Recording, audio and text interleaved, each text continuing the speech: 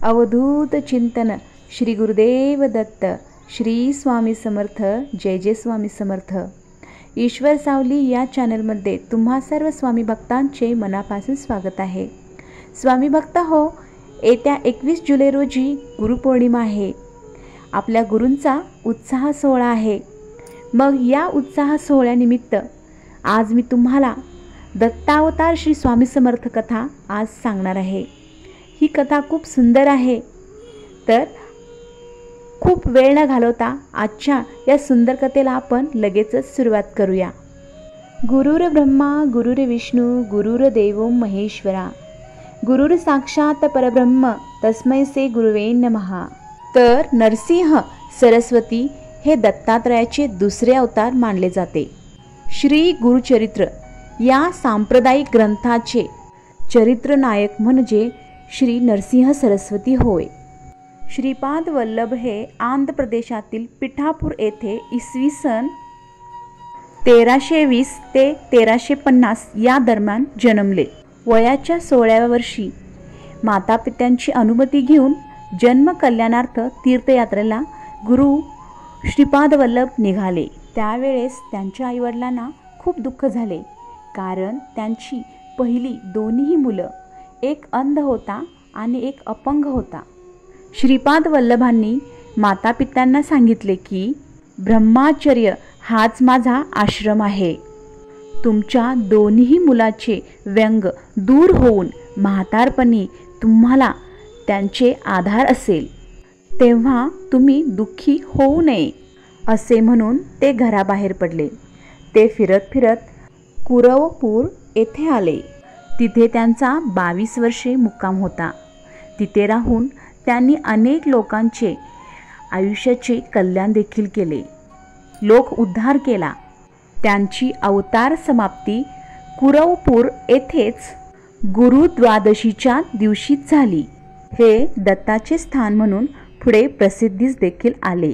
पुढे काही वर्षांनी दत्तावतार श्री नरसिंह सरस्वती 1378च्या सुमारास प्रकट झाले. त्यांचा जन्म अकोला जिल्ह्यातील कारंजा या गावी झाला. त्यांनी मुंज झाल्यावर तीर्थाटनास सुरुवात केली. प्रथम काशी क्षेत्रात जाऊन संन्याश्रमाची दीक्षा घेतली.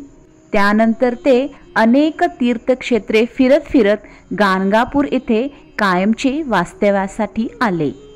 तिथे त्यांनी अनेक चमत्कार करून लोकांचा उद्धार देखील केला. 1458 साली आपले अवतार्य कार्य संपून ते अदृश्य झाले.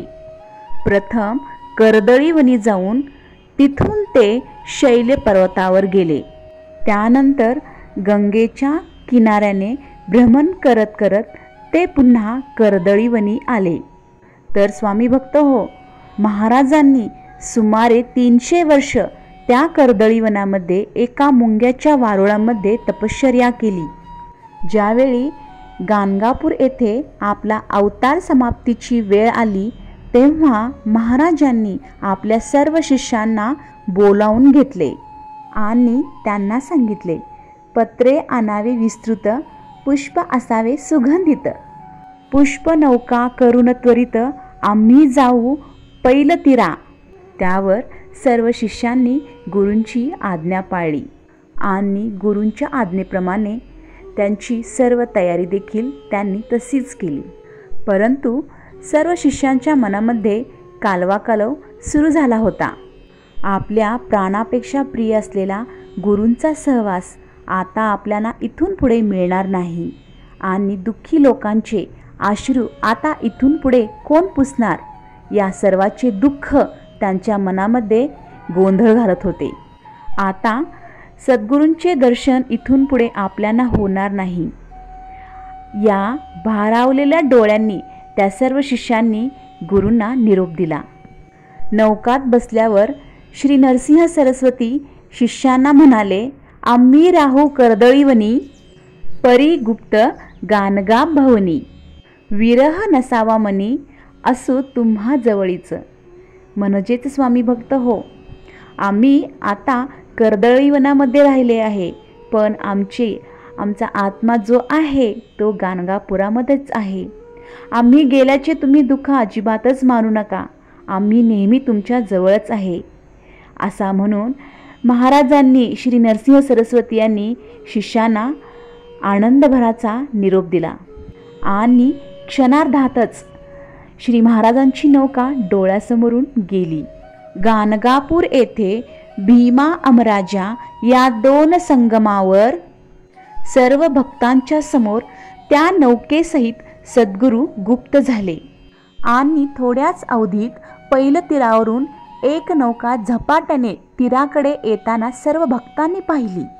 नौकेतील नावाड्याने तीरावरील लोकांना सांगितले की पैलतीरावर आम्ही एका तेजस्वी यतीला पाहिले. जणू प्रत्यक्ष दत्तांनीच आम्हाला दर्शन दिले. त्या यतींनी आम्हाला सांगितले की ही शेवंतीची फुले सर्व शिष्यांना व भक्तांना आम्ही नेऊन द्यावे आणि त्यावर त्यांनी असाही निरोप सांगितला आहे की आम्ही जाओ श्रीशैल्याशी, कल्याण असो सर्वासी. मग शिष्याने ती शेवंतीची फुले आपल्या ओंजळीत घेतली आणि जड अंतकरणाने मठाकडे निघाले. श्री नरसिंह सरस्वती समाप्तीचा अवतार दिवस हा शशिर ऋतूमधील माघवद्य प्रतिपदेचा तो दिवस म्हणजे शुक्रवारचा होता. गुप्त होताना त्यांनी आपल्या पादुकांची स्थापना गाणगापुरात केलेली आहे. स्वामी भक्त हो, आजही गाणगापुरामध्ये श्री नरसिंह सरस्वतीची यात्रा खूप मोठ्या प्रमाणामध्ये भरते. हजारो भक्त दर्शन घेण्यासाठी तिथे त्या दिवशी जात असतात. गाणगापूर हे दत्ताचे मुख्य स्थान मानले गेलेले आहे. मग स्वामी भक्त हो, गाणगापूर हे अतिशय प्रसिद्ध असे तीर्थक्षेत्र मानले गेलेले आहे. आजची ही दत्तावताराची कथा ऐकून तुम्हाला खूप आनंद झाला असेल अशी मी आशा व्यक्त करते आणि आजचा हा व्हिडिओ इथेच थांबवते. हा व्हिडिओ मी गुरुपौर्णिमेनिमित्त तुम्हा सर्वांसाठी बनवलेला होता. मग कमेंट बॉक्समध्ये श्री गुरुदेव दत्त या नावाचा जयघोष करायला तुम्ही देखील अजिबात विसरू नका. तर पुन्हा भेटूयात एका नवीन स्वामी विचारामध्ये. तोपर्यंत सर्वांना श्री स्वामी समर्थ.